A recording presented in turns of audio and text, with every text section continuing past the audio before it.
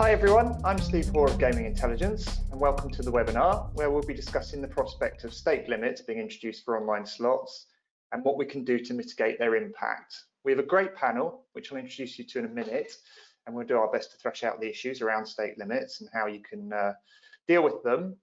So the structure of the webinar will take place. We'll have a chat and then you'll get a chance to ask questions at the end. To do that, you need to look at your control panel, the GoToWebinar control panel, which is probably on the right of your screens. It's on the left of mine. And there you will have a little drop-down panel that says questions.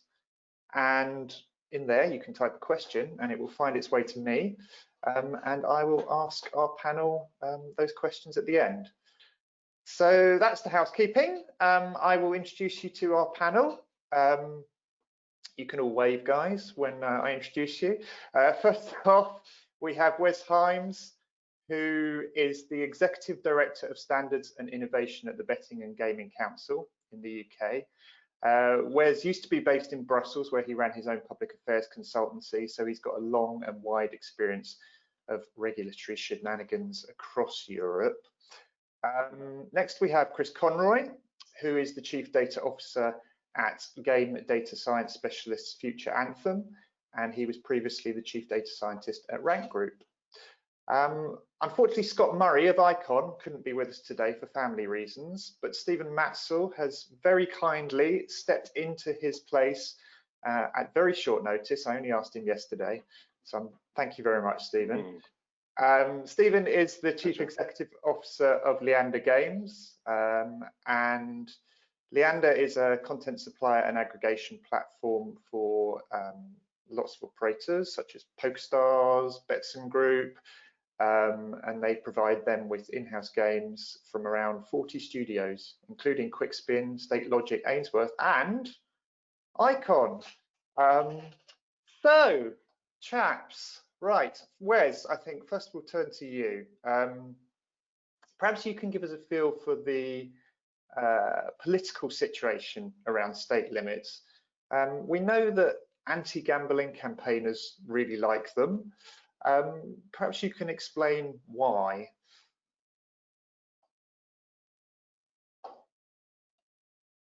Wes, we can't hear you. I think your microphone's switched off. Okay, Wes, do you want to unplug and then plug back in? And I'll just turn to Chris first. Chris, let's talk about the white paper. Future Anthem has compiled a white paper on stake limits.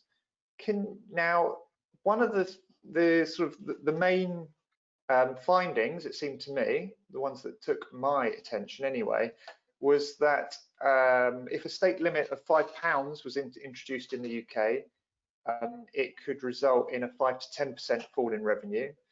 And a £2 stake limit, which was what was introduced for fixed odds betting terminals, could result in a 10 to 20% fall in revenue. That seems quite conservative to me. Can you tell me a bit about your methodology and how you came to these conclusions? Sure. So yeah, as you said, we recently published a white paper on this subject. The reason we did that, obviously there was quite a lot of attention in this area across the summer. So, both from various parliamentary groups and obviously the Gambling Commission as well. Obviously back in October 2019, the Gambling Commission were bringing attention to this subject as part of the industry challenges. And we work with both operator and studio clients. So as you can imagine, both on the operator side and on the studio side, there was a keen interest in this area.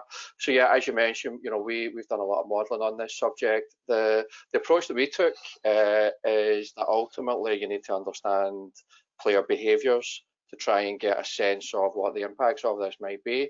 And I guess, the one thing is obvious, and I guess, most of the audience will know this, it is a very small proportion of players who play even above £2. So, I think you'll have seen that. So it is a small, the actual, players playing at these levels are relatively low. Obviously, an even lower proportion again when you go above £5. So the approach that we took is really quite kind of like quite granular.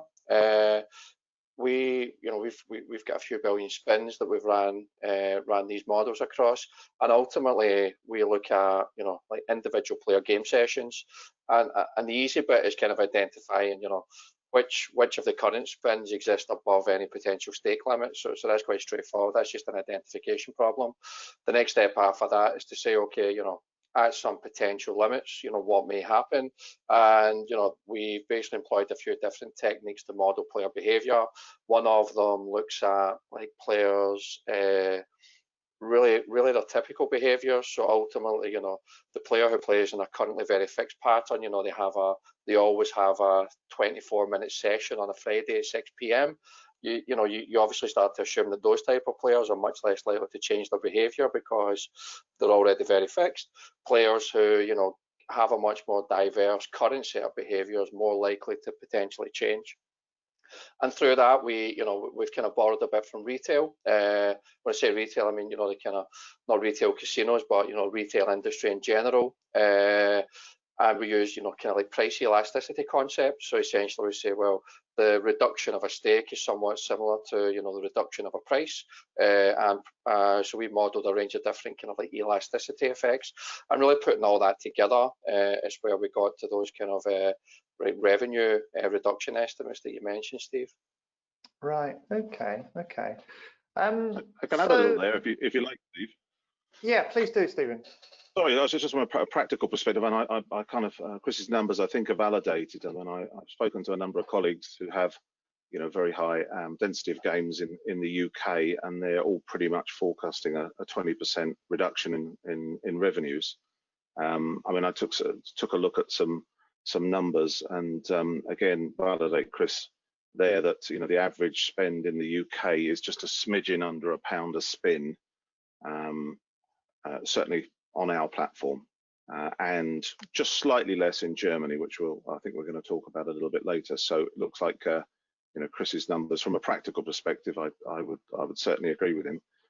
I would say though, Chris, that if you look at profitability as opposed to just volume of stakes and where operators' profits come from, those VIP players are highly profitable and tend to play different games. If they like.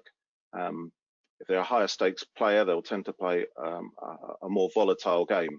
So again, we can address that later on when we discuss, the impacts on these stake reductions. Yeah. Thanks, Stephen. Chris, you looked at the issue from operator side and supplier side. How might they affect them differently? Yeah. So I mean, it's almost like the effects can be similar, but the mitigation or potentially actions are fundamentally different. So yeah, obviously on the operator side, very much on the customer perspective. So how will this affect players, number one? But I guess one of the key strands of our approach on the operator side is to say, well, we don't know if stake limits will or won't happen, right? We're just reacting to some of the regulatory headwinds and creating some what if scenarios. But the next step is to say, well, if we feel, or if an operator feels that it's likely that will happen, there's a period of time now up until they do, or if they do. And the question is, what should you do within that time? I guess our view, and given the research and modelling that we've done in this area, is that there's a big opportunity for an operator to start interacting with customers and to start thinking about, the customer who might currently be playing at typical unit stakes of £6 or £7. How can we start interacting with that customer to understand, whether we can, I guess, nudge their behaviour in a direction such that in the future they might be playing, different type of sessions at lower unit stakes, and that could be thinking about the type of games that they play. That could be, to Stephen's point, maybe a diversification in their experience. I think there's quite a lot from the player experience side, and I guess our key message to operators, and I guess what comes through in the white paper is, like anything in life, right? We need to think about this now. We need to plan. We need to plan now, and and if they become more likely, there's a period of time in which to execute any kind of changes. Yeah. Then, of course, on the studio side, I guess one of our key surprises when we did this, so we've done this for operators, and of course, as you might expect when you look at an operator, you see the potential effects manifesting quite differently across all of their suppliers. So you might see quite a big effect on supplier A and quite a low effect on supplier B, and that's to be expected because, of course, supplier A and supplier B might provide different types of games. What we were very surprised at when we've done this for some studios is a massive diversity and difference in the potential effects across games within the same studio. So whereas we expected to see quite a narrow range across games within the same studio, given that studios might have a certain in-house style and a kind of customer base to whom they appeal, we saw very wide variances even within individual studios, to the extent that some games been barely affected and some games been affected 3 and 4 times the norm. So what that says to us, and again it's quite a wide area of further study for a game studio, it's about, okay, firstly clearly you need to understand the player behaviours within those games, but then the next question is, if stake limits were to be deployed, how should your game design potentially change in the future? How should you account for this within game design, and how can you potentially change the type of experience players get to kind of promote different types of sessions at lower stake limits?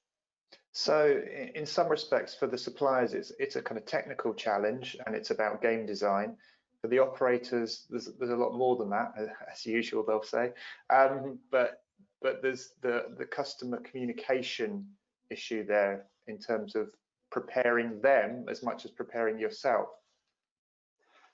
I mean, I think, and I'm not I'm not an expert on the technical processes of the studios, but I would say there's almost 2 separate challenges for the studio, because I think most of the studios would tell you that game design is not a technical process, right? It's a creative, artistic, mathematical, right? There's a lot of different parts to that mix. I think a lot of complexity to think about how this might affect game design, number one, but then certainly a technical aspect, number two. As Stephen I think mentioned earlier on, this might manifest differently in different countries. Germany's implementing some legislation that's a bit different to what the UK, which might be a bit different to what Greece have recently implemented. As a game studio, who kind of typically operates across all of these jurisdictions, how do you, in an ideal world from a technical perspective, you want to be able to create a single game that can be deployed to all these jurisdictions. So that becomes a technical challenge for a studio, which is, to borrow a phrase that some of the data scientists always use, not simple. Yeah. Well, let's talk to one of those suppliers, Stephen. So for you, I mean, this is not just a theoretical what if question. It's happening in Germany in December, I believe, that it's the new regime kicking off. So what are you doing to prepare? I guess as a sort of games studio and on a sort of platform level. Yeah, I mean, this has been going on for some time now, with as each market has regulated. From really the impacts of Italy onwards. I mean, Germany is particularly interesting because there's quite a set of regulatory requirements. But I mean, the first thing that's essential is that effectively your platform is built in a very modular way in order to be able to cope with this. Sort of older systems with older hierarchies in there that are built in silos just really don't work now. So you've got to be highly modular with as much of the functionality that kind of controls all of these features available in your back office. So effectively centralized. And those that aren't, you try and put into a game framework, so a wrapper, which is like an invisible bit of code that you see that sits around the game that kind of controls all of the interactivity within the game. So not the actual rules themselves, but things like the spin button, auto spin, game rules, and then a lot of the things that the regulators require of us now, like panic buttons in Sweden and game timeouts and auto spins for the UK. So if all of that is controlled by that hub, that game wrapper, and sits on the platform side, effectively it's one change one round of QA for that, and then effectively it kind of gets rolled out across all games. The problem that we have is that a lot of the regulators take it down another level, and it's not consistent across all regulated markets. Every regulated market seems to want to add something different that they qualify as a player protection. So panic button in timeouts in Italy and panic buttons in Sweden. In Germany, you know, some of the regulatory requirements are simple, so removal of table games and jackpot games. It's just simple, you disconnect them. Changing the spin from 2.5 seconds to 5 seconds, that's a back office configuration that's tied to the country code. So as somebody opens a game, the operator tells you what country they're coming in from, and you can set the parameters for that. So we can set Germany to a 5-second spin. Again, fairly simple. But then there's some changes that they've asked for, so that again, not been asked for in any other territories. So showing the max win and the average win actually in the game. So that's the game framework that I was talking about. So one code change there to display that, but still has to be done. It's a new requirement. And then there are a few things that then go down to the problem level, which is when they touch each individual game specifically. So anything inside the game, so if you're like the removal of auto spins, whilst controlled by the wrapper, there's a graphical representation of that auto spins button. So you might need to make some changes, or the addition of certain things in game rules, which the German regulations require, means that every single game that then goes live has to be changed. It has to go through a full QA round with the supplier, and then a QA round with the operator, and that's massive. That's the part that kind of really hits everybody and kind of chugs everything up, and that's why you'll see, you know, fewer people that are big in the German market. You'll see fewer games being launched in the month preceding those changes, because they just don't have the QA resource to do both. So that's kind of how it impacts us. I mean, there's a double impact. First is the cost of the work, and then we get the reduction in the revenues afterwards. Yeah. Chris, when you were doing the impact assessment for the white paper, did you include the cost of the work, or was that just the simple impact on revenues? What we've modelled is purely the impact on like player spend and revenues. It doesn't account for, you know, any of the wider technical changes as Stephen mentions. Yeah, so that's the kind of a little bit of an unknown here, I guess, at this stage. Wes, can I hear you first of all? Can you hear me? I certainly can, yes. Excellent. Let's go back to the broader political picture. Obviously, they're coming in stake limits are coming in Greece and Germany. And the kind of anti-gambling lobby are making noises about them in the UK. Tell us kind of why are they making noises about them, and why are they coming in? Yeah, I think there's probably two areas where this has eventually bubbled up in terms of where we are today. One is beginning probably around 2017, 2018 with the Gambling Commission, in which they began to discuss and talk about the issue of affordability, right? So, I put this sort of affordability and stakes and prizes and deposit limits all under the sort of broader rubric of consumer spend, right? In parallel and at the same time, obviously began the FOBT debate, which made its way politically through the parliament and the government. And you have these sort of two parallel tracks that address or try to address this issue of consumer spend, but particularly not just spend, but spend where it leads to potential markers of harm, right? So that's where we are. Following the FOBT resolution at the beginning of last year, clearly some of the pressure groups who have been advocating during that campaign for the reduction in stake then obviously pivoted to the online sector, right?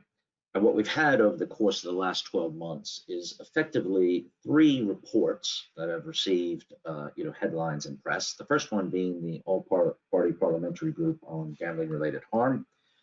So Carolyn Harris's group came out with their report calling for a £2 stake on online slots, right? That was then followed by the House of Lords report, which indicated also around a stake limit, but did not go as far as to name the number around that stake limit, but also then suggested that stake limits could be extended to other products outside of online slots. And then you had the Social Market Foundation report, which was the last report to come out. And it advocated a range, potential range for stake limits from £1 to £5, but did not feel that the extension of stake limits to non-slots was reasonable or prudent, and instead suggested that those games should be defined around game design, so around volatility, RTP, etc., as a better approach to those particular games. So that's how the whole FOB debate has moved on and manifested itself now into the online debate. And those are some of the critical reports that have come out. The government obviously has indicated as part of the review that this is one of a few areas that they have said that they will look at in the upcoming review, which we expect to be launched over the next few weeks. And that'll begin the debate around this area. At the same time, stepping back, you cannot divorce the issue of stakes and prizes from the issue of affordability. And this webinar is probably very timely, given that just yesterday the Commission came out with their affordability consultation embedded in their consultation on customer interaction. And that will begin to take that debate further, because as you can see, if there's an affordability solution, that might raise or lower the issue of around stakes and prizes, given that affordability is looked at on an account basis as opposed to a product basis, for instance. So that is currently where we are. We know that there will be a look at stakes and prizes in the review. We know that there is in parallel this track around affordability. And my presumption, and it is a presumption, is at some point these two will come together because they're effectively different sides of the same coin. Yeah. And I think that's where we are. I don't think there is a large influence in terms of other European countries on the current debate here in the UK, despite the fact that we know many of those countries either look at particular product stake sizes or in many cases deposit limit restrictions. But I don't think that has really come to debate. Obviously, there's also a whole area of research in and around what are the unintended consequences of a stake limit. And of course, in the online sector, that is in relation to the black market. And I think, we are concerned that the blunter the instrument, the more rise it gives to potential black market usage by UK customers. And we feel that this is an area that has to be looked at and researched, because we know, for instance, through our mechanism of GamStop, that there are clearly out there people who are advertising through search and the other means to allow people to avoid those sites with GamStop, which is all UK online licensees, as an example. Right? So I don't think we can dismiss the black market. I think it is a legitimate threat, and the blunter the instrument, the more likely that customer movement could happen. Yes, Steve. How easy is it to do research on the black market and the potential of this? This seems to be the problem. Yeah, so we have done some research on this previously, and we will continue to do some more research in advance of this review. It is difficult. You obviously can use some of the platform sort of data points. So going through search, going through that type of thing, you can understand. You can try to get some hit points around where customers might be going. It is, it's a detailed science on how they extrapolate that. But we are able to look at and come up with a reasonably confident estimation of the black market, its size, and the number of potential UK customers who are utilizing those sites. So whether it's by search queries or other means, we can do that. And although the regulated market has been a success here in the UK, there is a black market out there. So it is not. It is In terms of percentages, it may not be that high, but I think that obviously if the blunter the instruments we create on the back of this review, the more likely that that market could grow. Yeah. And Chris, do your figures, do they bring into like the drop in revenue for operators? Does that bear in mind a potential flight to the black market, or is it strictly like this? You will have a drop in revenue because this stake size has been dropped. Yes, I think. I mean, it's a good question. I mean, it's something that we did reference in the white paper. We talked a lot about as the kind of modelling of the white paper was ongoing.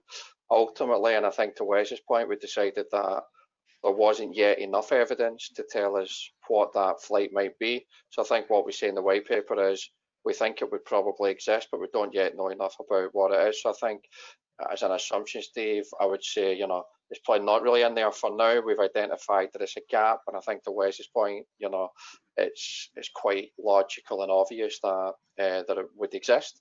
But the key question is to what extent, which I think is a bit of an unknown at the moment. Yeah. Sorry, go on, Stephen. I was going to say it's a double whammy as well, really, though, isn't it? Because you've got, I mean, from a player's perspective, you in Germany, if we take Germany as the example, I can't play roulette anymore, I can't play blackjack anymore, and the slots that I do play, I'm limited to a euro maximum spend, plus limitations on bonusing, limitations on deposit. As I said earlier, I think I mentioned it earlier that the deposit cap in Germany is €1,000, but that's by brand, so it doesn't actually stop a player from moving from one brand to another brand or to a third brand and depositing 1,000 per month as he goes along. But still, their overall play is limited, and from the supplier side, you've got the reduced revenues plus increased costs. So that market becomes less attractive, and you don't want it to become too unattractive. Because you'll polarize operators into either being white or they'll be in the grey markets. That's what will happen. People will gravitate to one or the other. That limit per brand suggests to me that operators should, another reason for operators pursuing a multi-brand strategy. So Wes, just going back to some of your points, it seems very much that there's a number of interlinked aspects here that we should be looking at, and so there's affordability, stakes and prizes. God, I can't remember them all. Deposit limits. Deposit limit, yeah.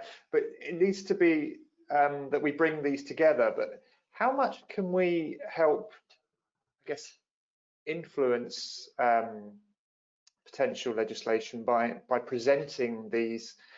A lot of these things are just kind of works in progress, it seems, at a lot of operators. Yeah, I mean, obviously one thing we can do is continue to compile the evidence as Chris has done through his work.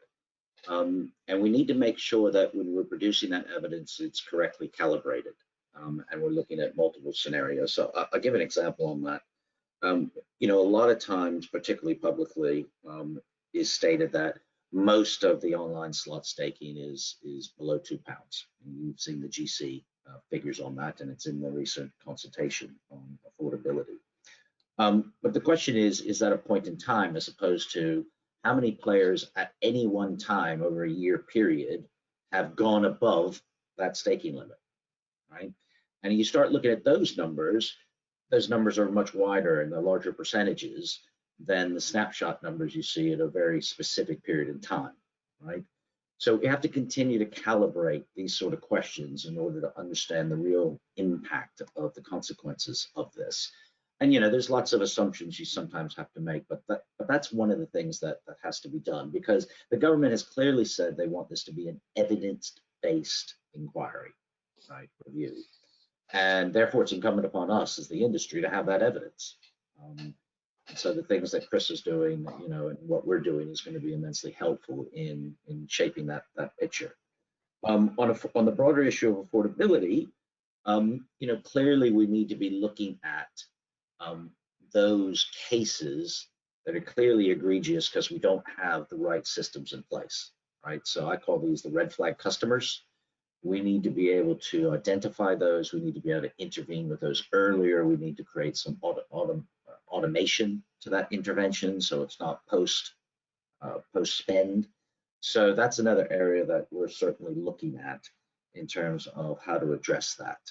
And you know, as I said, it's the two sides of the same coin. Is, you know, as you work on one, does it mitigate the use of the other? And as I said, I think these two will eventually come together under the issue of consumer spend as it relates to consumer harm. And I think that's important, because what we're talking about is the prevention of harm. We are not talking about dictating what a person can spend. Yeah, a fine line there, I think. So just a reminder to all attendees about the questions box. You're right, it's the drop down thing, type it in there. We have one question, but I think we just kind of answered that. What evidence do you think we should be producing to defend our position? Yeah, Wes, I think you pretty much covered that. Chris, you also, there was one aspect of the report that you mentioned is dynamic stake limits. Can you talk a bit more about that? And Sure. Yes, I mean, I think as a concept, and I'll chat through it in a second, dynamic stake limits are something that could manifest in a number of different ways. I think they are specifically referenced by the Gambling Commission within what they published last year. Now, they talk about it as, you know, stake limits that could be adjusted upwards upon completion of, you know, satisfactory due diligence. So, you know, the way I would read that is almost like a customer level thing, where it's like, you know, the customer is now allowed to stake at X because they've gone through some potentially affordability or whatever. So I think that's one, probably the main aspect that's been talked about thus far. How we've started to think about it and what's come through within our modelling. So, you know, Wes mentioned a few times the, you know, kind of markers of harm. Markers of harm are obviously now the kind of key prism through which, you know, most regulators are thinking about responsibility. So, you know, separately to the work and it's great that Wes gave me some credit for this work that we produced in the white paper, because as you can imagine, it's a much smarter team of data scientists back in the ranch who actually did the, you know, the hard yards. But yeah, we've also got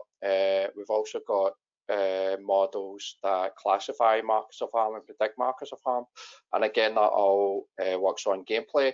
And when you start to think about the link between them, one of the key facets of like harm markers that you can pick up from gameplay is all about like changeability and velocity, for example.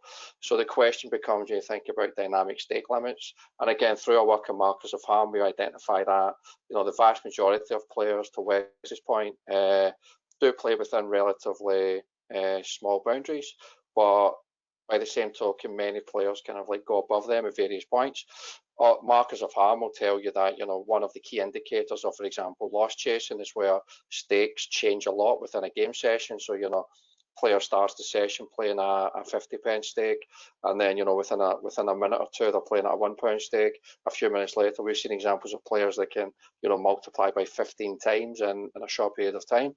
So the question becomes, to link to dynamic stake limits, well, actually, rather than having a unilateral stake limit, which doesn't feel so logical across the diverse range of players you have, can you implement a limit such that for any individual player within a session, you don't allow them to exhibit that loss chasing behaviour? So they might actually start the session at £10 unit stakes, but when they try and go to £20, maybe they're not allowed, because actually, you know, you've put a limit that they can only play at a stake 50% greater than what they started at, for example.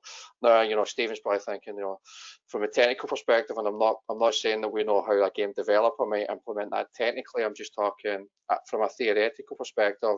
That's where we could see dynamic stake limits going, and we do believe that that type of approach does conform quite closely to the markers of harm kind of lens, because it speaks to that concept of mitigating loss chasing. It speaks to the key marker around changeability.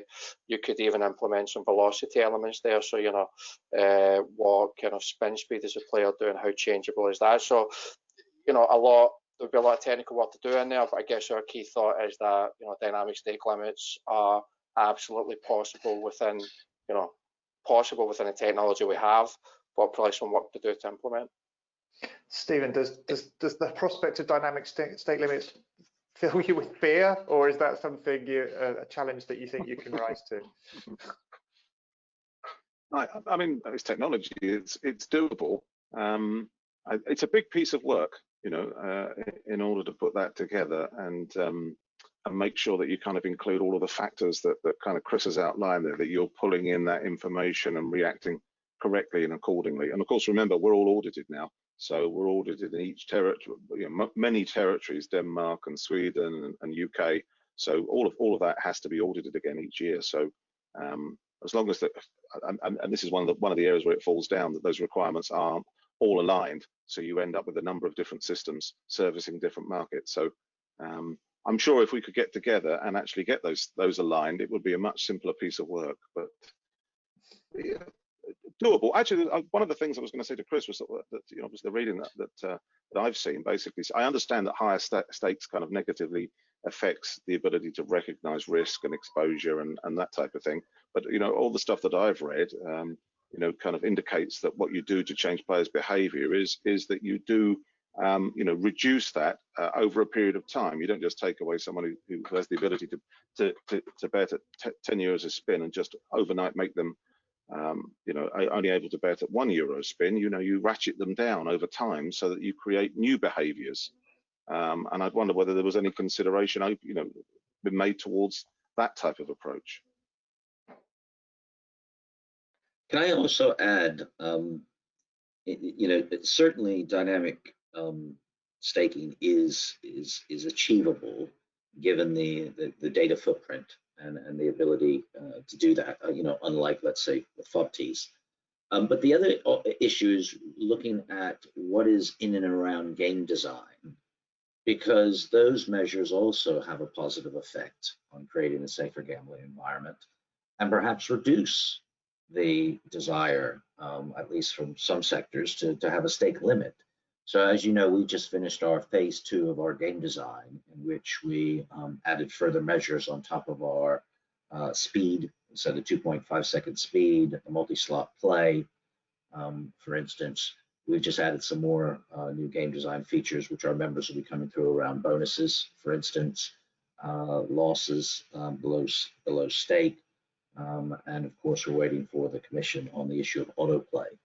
So there are things going on in the game design element that I think will continue to raise standards and create a safer gambling environment, which may, you know, depending on the correlations you make, reduce the need for looking at stake limits, or certainly a blunter stake limit that has been suggested by some parties.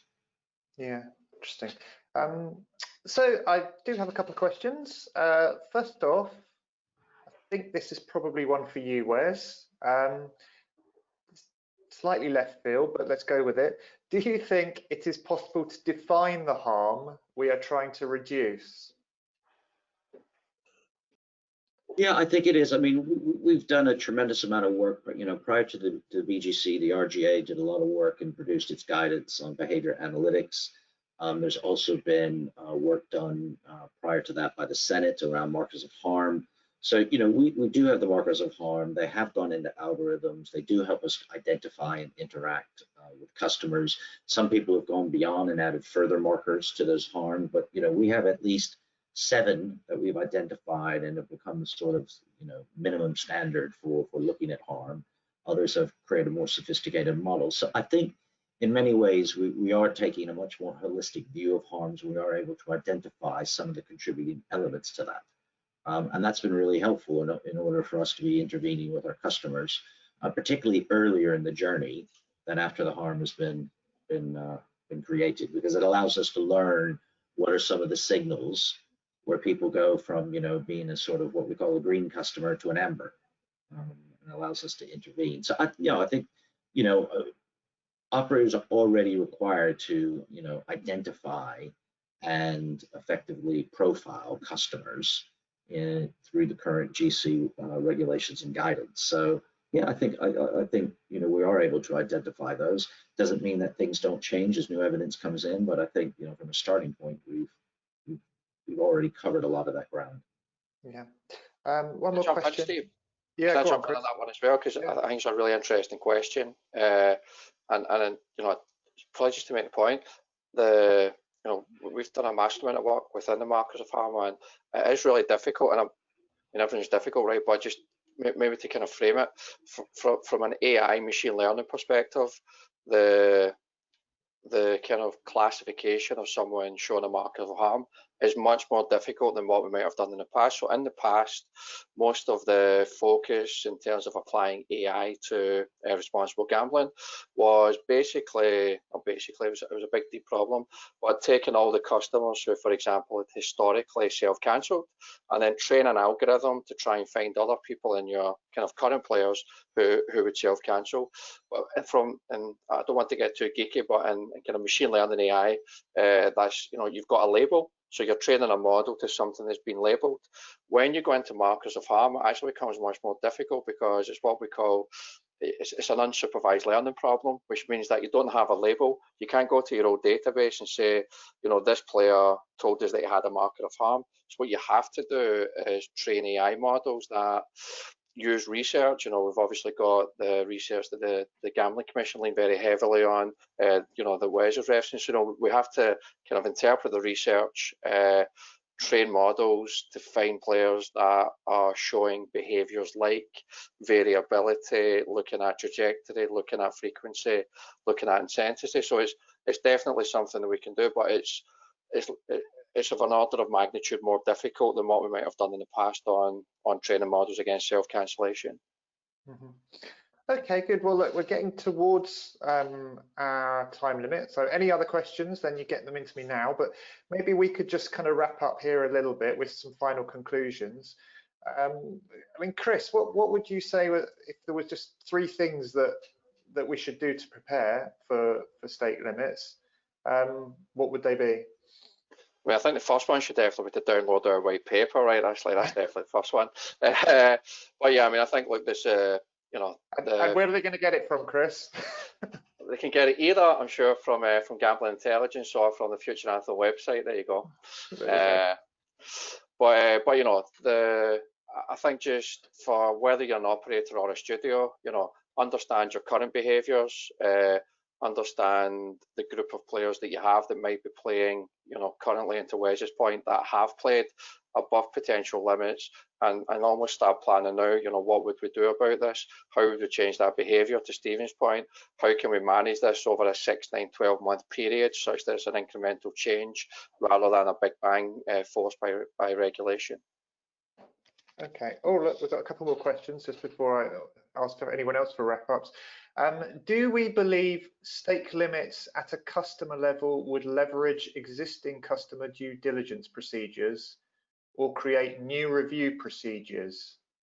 Do we think customers should opt in first, or do we just open it up automatically? Who wants to try give that one a crack? Chris? I'm not sure the actual question. I'm trying to understand the question. I think the issue probably comes more around tiered or dynamic staking, because what you're talking about is if there's an opening stake, but you can go higher, what is the mechanism by which you can do that, right? And there's a number of mechanisms. Someone could have a cooling off period, or someone could do, a questionnaire, or, there's lots of different, there could be an assessment, an affordability assessment. There's lots of different mechanisms by which you can make that graduation from one stake to the next.